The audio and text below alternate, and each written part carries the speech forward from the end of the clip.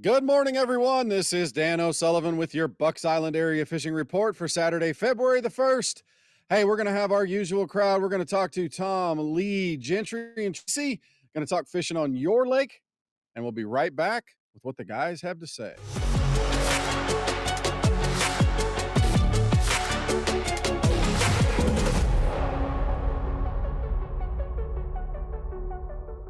Hey, second month of the year is right here on us. First time we get to go fishing in February.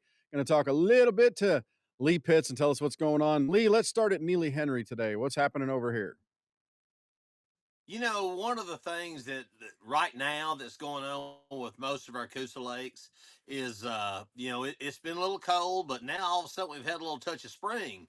So it's starting to kind of change things around a little bit.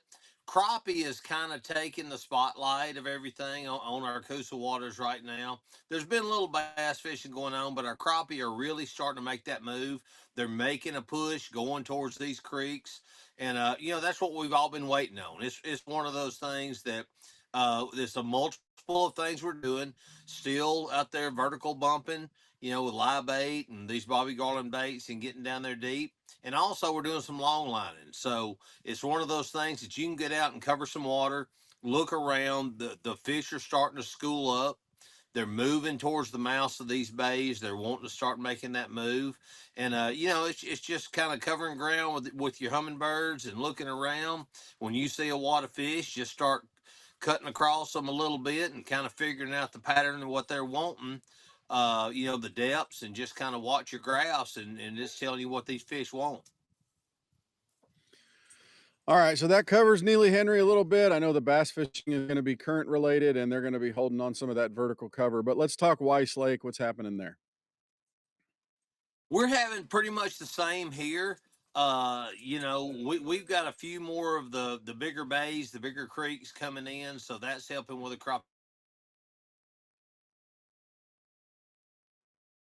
We're still covering a whole lot of water, looking and watching our graphs and finding these big schools of fish, and you can also back off and throw on them too. Some of these the creeks that we have here have got a pretty good drop off the banks, and these fish are holding in that 6, 8, 10 foot of water. So you can back off and throw a float, a float and fly with them, and kind of work on them like that. They're just moving, looking for the bait, uh, wadding up and really, really getting what we're wanting them to do right now. So, like you said, hey, here comes February, spring's here. Yeah, and I know that gets a little bit fun. We start thinking about jerk baits and all that kind of stuff with the bass bite. So we just kind of keep looking, keep moving, keep finding. We'll make the best of it, won't we? That's it, man. Hey, hit them and run, hit them and run. Slow down just a little bit until you find them, and then you'll pick them off. Lee, as always, brother, we appreciate everything. Thanks for the time. We'll All right. talk to you again next week, my friend. Hey, we got Gentry Gordy with us. We're going to talk a little bit of Lake Martin fishing and Jordan Lake. Gentry, we always start at Martin. Let's go ahead and kick in on Jordan Lake this time. What's going on there? Yeah, not. I know I hate it, but not much has changed. I've seen some of the weights fall off. I mean, not much. I mean, there's still impressive bags coming out with the live scope and the Alabama rigs and stuff. But a jerkbait pretty well, and I actually had a friend go up there that does not have live scope. But just throwing it around like you used to do in front of Doc stuff, and said he caught some pretty decent fish. The rest of them, he said, just going down the bank, really, just looking for blowdowns up the river. He was just going down the river, looking for blowdowns or docks, and pitching a shaky head and a pig and jig.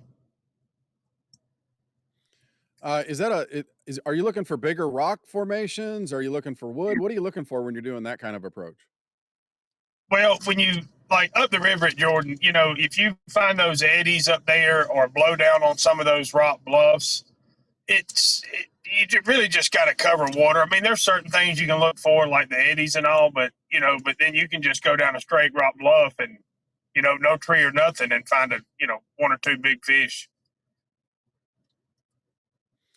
All right, let's turn our attention to Martin. I know that's probably going to be a lot more varied in how people can catch a few fish. I'm assuming the big brush piles are still functional. Yeah, they are, Dano. But man, I didn't get a chance to go. But the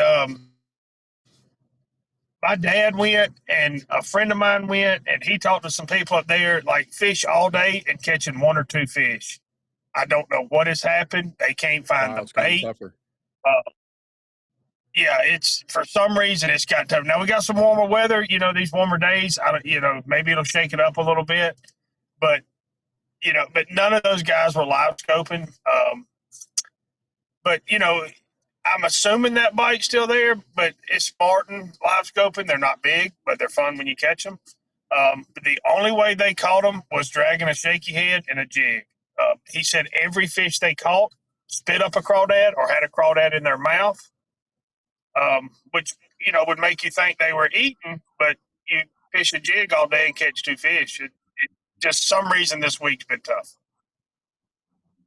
Well, and that means the crawdads are starting to come out of their hibernation for the winter too, which is kind of odd with the cold weather that we've just come through. Well, folks, it's something to look forward to, something to kind of keep your eyes on.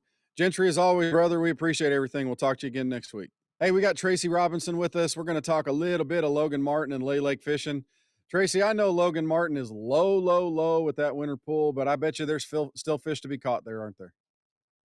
Yeah, I was able to get out on Logan one day this week before I did some travel, and when the wind picked up out there, we actually caught them really good on some jerk baits on the main lake points. So you could see some fish, chasing around with some bait too. But we didn't really even have to use the forward-facing sonar. I had it turned on, and I could see a lot of activity going on. But almost any of the main lake points that we threw on, we were getting bit.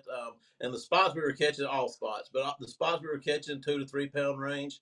Um, there's probably other patterns you could do, but most of the fish were in that upper water column in that 6 to 12 foot, I guess you'd say. The 12 would have been the deepest we caught any, and some of them were higher up in the water column, 5 6 foot. But jerkbait seemed to be the deal for us most of the time during the day, Monday. Um, are they getting to where they're going to be up there shallow enough to throw flat sides or any of that kind of stuff yet, or is it still we need that kind of stop and start retrieve?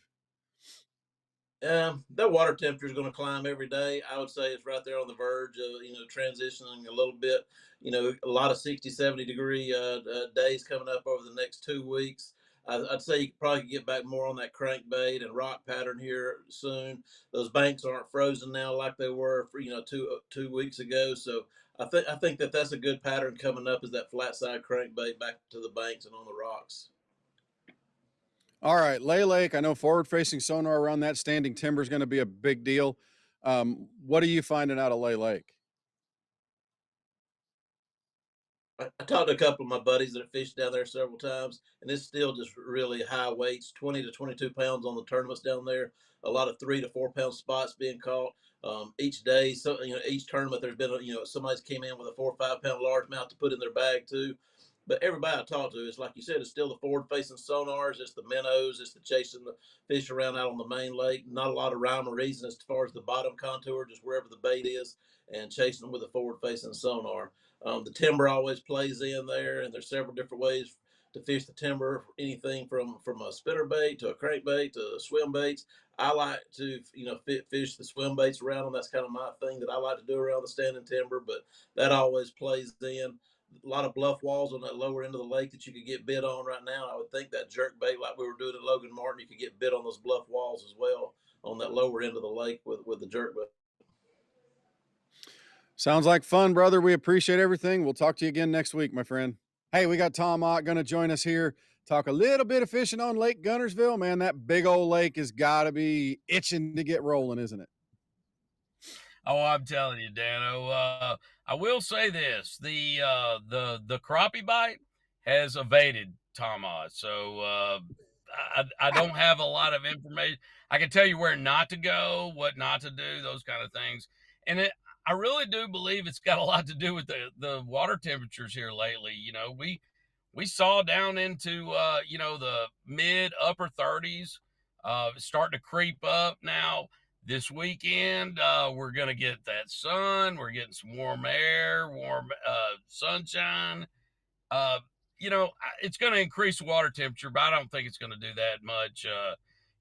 But it is going to start driving those fish. Remember that those fish are driven not so much by the temperature, but by the length of day. So I think the crappie are really making a move. They're making a push somewhere. The bass, however, are still doing exactly what they've been doing. They're following the bait, staying with the bait. But I do think there's a lot of big females that are starting to make that push up a little bit shallower, because some of those fish are going to definitely spawn a little bit deeper. They're not going to be up in the 1-2 foot range, but they're going to be up there in the shallower water than what we've been fishing lately. Yeah, and as those days get longer, that temperature starts to creep up a little bit. They're going to move up even a little bit more. Um, Big baits might play a role, that kind of stuff, correct? Absolutely. As we've seen some of the Texas stuff coming on. We've seen some of those big baits that are really making a push there. Guntersville does a lot of the same things, just slightly later. So, remember your big Right. chatterbaits, your big rattle traps, things like that. Move them a little bit slower, but stay in that 5 to 8 foot range. That's where your big females are going to start their stage. And that's what's happening right now. It seems a little tough, but it's just because fish are making that transition. And again, remember, it's all because of the length of day. It's not so much that temperature, even though that drives it, that helps the bait fish movement. But it's really the length of day, guys, that put the fish where you want them. Well, thanks for the information, Tom. I feel terrible for you that you're not able to put that crappie in the grease, but half of what they say about finding fish is eliminating water. Sounds like you're doing really well at that. Well, that's why they call it fishing, Dano, not catching. So I hear you. we all have to work at it.